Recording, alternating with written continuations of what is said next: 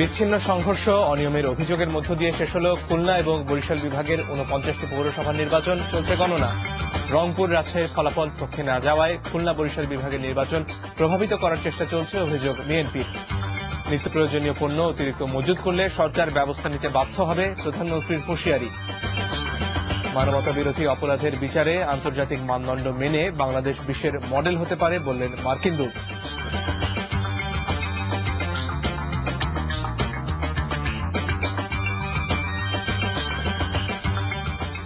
আসসালামু আলাইকুম, আমি মনজুর আল মতিন। স্বাগত জানাচ্ছেন টিভির সন্ধ্যার খবরে। একেএস টিএমটিবার শিরোনাম শুনছিলেন, এবার পুরো খবর।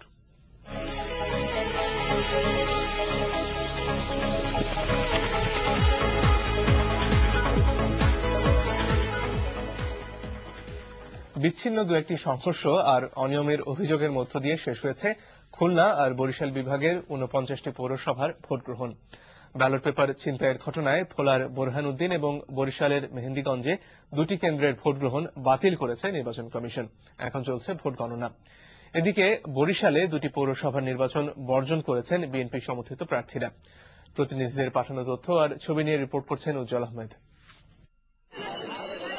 খুলনা এবং বরিশাল বিভাগের পৌরসভা নির্বাচনে রাজশাহী এবং রংপুরের মতোই গড়ে শতকরা 60 থেকে 65% ভোট পড়েছে বলে জানিয়েছে নির্বাচন কমিশন। শান্তিপূর্ণভাবে নির্বাচন শেষে ভোট গণনা চলছে কেন্দ্রগুলোতে। সকালে ঘন কুয়াশা আর শৈত্য প্রবাহের কারণে খুলনা ও বরিশাল বিভাগের বেশিরভাগ ভোট কেন্দ্রেই ভোটার উপস্থিতি ছিল কম। তবে বেলা বাড়ার সাথে সাথে ভোটারদের দীর্ঘ সারি দেখা যায় কেন্দ্রগুলোতে। 6 ডিগ্রি সেলসিয়াস তাপমাত্রা উপেক্ষা করে যশোরের আদর্শ বালিকা বিদ্যালয় কেন্দ্রে ভোট দিতে আসেন ভোটাররা। শেষ পর্যন্ত বড় ধরনের কোনো গোলযোগ ছাড়াই শান্তিপূর্ণ পরিবেশে ভোট দিতে পেরে সন্তুষ্ট তারা। 8টার সময় ভোট শুরু হয়েছে, সুন্দরভাবে ভোট দিয়েছে। অত্যন্ত সুন্দর, সুষ্ঠু, শান্তিপূর্ণ পরিবেশে ভোট অনুষ্ঠিত হচ্ছে। মারামারি ঝামেলা না হয় সেজন্য তাড়াতাড়ি ভোটটা দিয়ে বাড়ি চলে যাব। কষ্ট হয়েছে, ভোরবেলা উঠে আসছি, এখানে পরিবেশ খুব শান্তিপূর্ণ আছে, কোনো ঝামেলা নেই, কোনো বাধা নেই, কোনো বিঘ্ন নেই।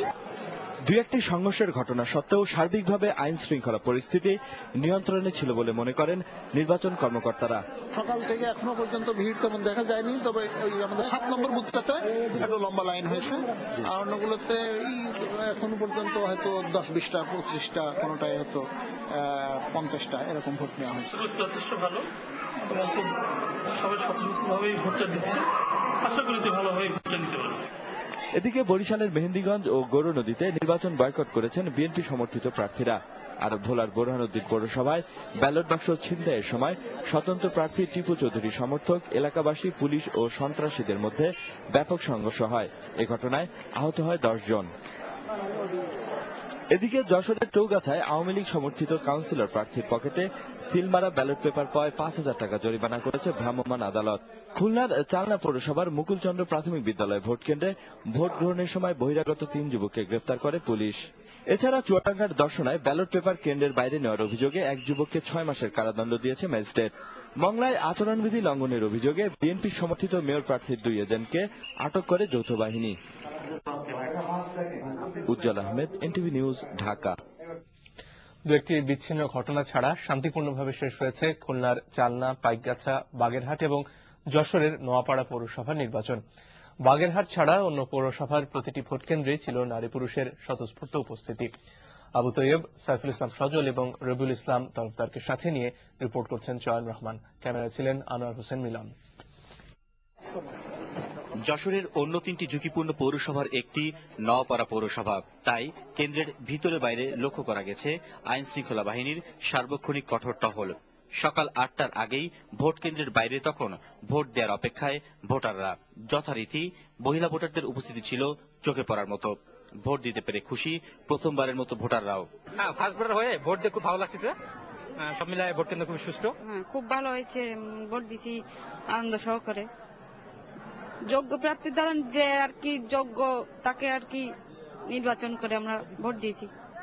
এর উল্টো চিত্র লক্ষ্য করা গেছে বাগেরহাট পৌরসভাতে। সকাল 10টার বাগেরহাট দশানী ভোট কেন্দ্রের চিত্র এটি, যেখানে পুরুষ এবং নারী ভোটারের উপস্থিতি ছিল খুবই কম। মাত্র 2 ঘন্টায় এখানে ভোট পড়েছে 100টি। তবে বেলা বাড়ার সাথে সাথে ভোটারদের ভোট কেন্দ্রে আসার সংখ্যা বাড়লেও খুব বেশি বাড়েনি পুরুষ ভোটারের সংখ্যা। এখানেও যথারীতি বেশি মহিলা ভোটারের উপস্থিতি। খুশি খুশি লাগতেছে এই আর কি, ভোটের সময় তো সবারই খুশি লাগে। ভোট দিলাম, শান্তি শৃঙ্খলা সবই ঠিক আছে, কোনো সমস্যা নাই। আমার ভোটটা আমি দিচ্ছি যে আমার এলাকায় উন্নয়ন করবে। খুলনার চালনা পৌরসভাতে ভোটাররা শান্তিপূর্ণ পরিবেশে তাদের ভোট দিয়েছেন। তবে এই কেন্দ্রের ভিতরে 3 জন বহিরাগতকে গ্রেপ্তার করেছে পুলিশ। হ্যাঁ, ভিতরে পাশে তাকায় তাকায় দেখতেছে এবং ওই এগুলো সিলগুলো ওই দেখায় মারতে হচ্ছে, সেটা আমি বাইরের থেকে শুনে আসছি এবং শুনে আমি এসেও তাই দেখি। এদিকে যশোর জিলা স্কুল ভোট কেন্দ্রে সংঘর্ষের ঘটনায় 2 জন আহত হয়েছে। এছাড়া চৌগাছায় পকেটে ব্যালট পেপার, বেনাপোলে ভয়ভীতি প্রদর্শন এবং পাইকগাছায় ব্যালট পেপার বাইরে নিয়ে আসার অভিযোগে বিভিন্ন মেয়াদে সাদা জরিমানা করেছে ভ্রাম্যমাণ আদালত। চালনা পৌরসভার ভোট কেন্দ্র পরিদর্শন শেষে জেলা প্রশাসক জানিয়েছেন নির্বাচন সুষ্ঠু হয়েছে। চরণ রহমান, এনটিভি নিউজ, চালনা, খুলনা। বিচ্ছিন্ন সংঘর্ষ আর অনিয়মের অভিযোগের মধ্যে শেষ হয়েছে বরিশাল বিভাগের 19 পৌরসভা নির্বাচন। আর সার্বিকভাবে নির্বাচন সুষ্ঠু এবং শান্তিপূর্ণ হয়েছে বলে দাবি করেছেন বিভাগের ভারপ্রাপ্ত উপনির্বাচন কমিশনার মঈনুদ্দিন জুয়েল এবং গোবিন্দ সাহার ক্যামেরায় বরিশাল বিভাগের ভোটের চিত্র তুলে ধরছেন মাকসুদুল হাসান। কনকনে শীত আর ঘন কুয়াশার মধ্যে বৃহস্পতিবার সকাল 8টা থেকে শুরু হয় বরিশাল বিভাগের 19টি পৌরসভার 224টি কেন্দ্রের ভোট গ্রহণ। আর এসব কেন্দ্রের শান্তিপূর্ণ ভোট নিশ্চিত করতে মোতায়েন করা হয় সেনা, নৌ, কোস্টগার্ড এবং র্যাব সহ আইন শৃঙ্খলা রক্ষাকারী বাহিনীর প্রায় 6000 সদস্য। দিনের শুরুতে অনেকটা স্বস্তির মধ্যেই চলে ভোট গ্রহণ। যেহেতু বাংলাদেশ আমি নাগরিক, তখন ভোট দেওয়া আমার নৈতিক দায়িত্ব বলে মনে করি। নেতা যারা যাবে তারা যদি জনগণের জন্য কাজ সেবা করে, তাই তো আমরা খুব শান্তিতে থাকবো। আমাকে উপকারের জন্য যে এরা একজন কমিশনার হইবে, আমাকে উপকার হইবে। তবে বেলা বাড়ার সাথে সাথে কিছুটা উত্তাপ ছড়িয়ে পড়ে গৌরনদী পৌরসভায়। পোলিং এজেন্টদের জোর করে বের করে দেয়া এবং ভোট জালিয়াতির অভিযোগ এনে দুপুরেই নির্বাচন বর্জনের ঘোষণা দেন বিএনপি সমর্থিত মেয়র প্রার্থী। আওয়ামী লীগ সমর্থিত মেয়র প্রার্থী দাবি করেন এসব অভিযোগ ভিত্তিহীন। 1 থেকে 1.5 ঘন্টার ভিতরে আমাদের সব কেন্দ্র থেকে আমাদের পোলিং এজেন্টকে বের করে দেওয়া হয় এবং ভোটারদের হাত থেকে ব্যালট নিয়ে তারা তাদের আওয়ামী লীগ, ছাত্রলীগ, যুবলীগের কর্মীরা তাদের ইচ্ছে মতো তাদের ঘড়ি মার্কায় সিল পিটায়। আমি তো নর্মালি সমস্ত কেন্দ্রগুলো ভিজিট করছি, আমি দেখতে গেছি ভোটাররা ভোট দিতে পারছে কিনা, তাদের কোনো সুবিধা অসুবিধা আছে কিনা, এগুলো আমি দেখেছি সমস্ত সেন্টারে স্বতঃস্ফূর্তভাবে জনগণ ভোট দিতেছে, তাদের কোনো অসুবিধা আমার চোখে পড়ে নাই। এদিকে একই অভিযোগ করে বিকালে বরিশাল সদরে বিএনপি কার্যালয়ে মেহেন্দিগঞ্জ পৌরসভার বিএনপি সমর্থিত মেয়র প্রার্থী শাহাবুদ্দিন হিমু পুনর্নির্বাচনের দাবি জানান। 10টা 10:30টার দিকে মেহেন্দিগঞ্জে প্রথম 5 নম্বর ওয়ার্ড কালিকাপুরে আওয়ামী সন্ত্রাসীরা নির্বাচন বানচাল করার জন্য হামলা করে। 2 পক্ষ মারামারি হয়, মারামারিতে আমাদের এনু এখনের বাড়ি পর্যন্ত অ্যাটাক হয়েছে, হামলা হয়েছে, সাধারণ মানুষ লাঞ্ছিত হয়েছে। তারপরে 1 ঘন্টা ভোট বন্ধ ছিল, তারপরে ওই সেন্টারে 1 ঘন্টা পর্যন্ত ভোট আবার শুরু হয়। বেলা 11টা 11:15টার দিকে চরগোলা সেন্টারে একই অবস্থা, দুর্গাপুর সেন্টারে একই অবস্থা। অনিয়মতান্ত্রিক, অগণতান্ত্রিক ভাবে পরিচালনার পরিপ্রেক্ষিতে আমি নির্বাচন বর্জন করি 12:15টার সময়। লিখিত অভিযোগ পেলে বিষয়টি খতিয়ে দেখা হবে বলে এনটিভিকে জানিয়েছেন বিভাগের ভারপ্রাপ্ত উপনির্বাচন কমিশনার। আমি প্রত্যেক কেন্দ্রে ঢুকেছি এবং প্রত্যেক বুথে গিয়ে সেই নির্বাচনী এজেন্টদের খুঁজেছি। তবে 2-1টি কক্ষে আনারস মার্কা মোহাম্মদ নুরুল ইসলামের এজেন্ট আমি দেখিনি, কিন্তু আমি যে কয়টি কেন্দ্রে ঢুকেছি প্রায় অধিকাংশের কক্ষে আনারস মার্কার অর্থাৎ মোহাম্মদ নুরুল ইসলামের এজেন্ট, পুলিং এজেন্ট কাজ করছিল এবং এজেন্ট বের করে দিচ্ছে বা নির্বাচন বয়কট করছে গৌর নদীতে। আমি এ ধরনের কোন অভিযোগ লিখিতভাবে বা মৌখিকভাবে বা ওভার টেলিফোনে আমি এখনো পর্যন্ত পাইনি। Maksudul Hasan, NTV news, Barishal. নির্বাচন কমিশনার এম সাখাওয়াত হোসেন বলেছেন, 2-1টি ঘটনা ছাড়া খুলনা এবং বরিশাল বিভাগের পৌরসভা নির্বাচন সুষ্ঠু এবং ভালো হয়েছে। ভোট গ্রহণে সন্তোষ প্রকাশ করে তিনি বলেন, রিটার্নিং অফিসারদের কাছ থেকে সুপারিশ না আসায় কোনো পৌরসভার নির্বাচনই বাতিল করতে হয়নি। 2-1টা ছোটখাটো ঘটনা ছাড়া বরিশাল খুলনা বিভাগে সুষ্ঠু এবং ভালো নির্বাচন হয়েছে। 2-1টি জায়গায় অসুবিধা হয়েছিল, সেগুলো ইমিডিয়েটলি রিটার্নিং অফিসার এবং প্রিজাইডিং অফিসার অ্যাকশন নিয়েছে।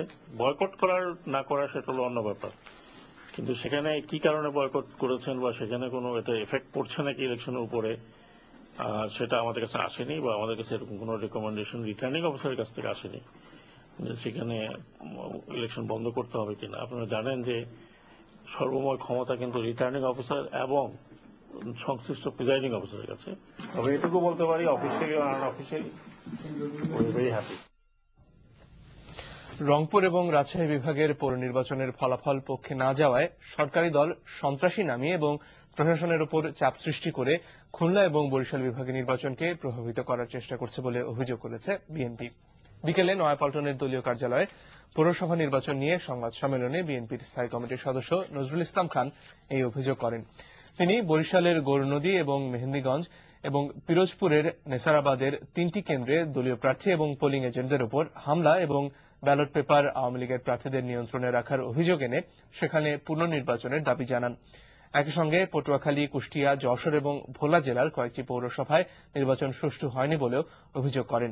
তিনি জনগণের রায়কে বাধাগ্রস্ত না করতে প্রশাসন এবং প্রধান নির্বাচন কমিশনের প্রতি আহ্বান জানান।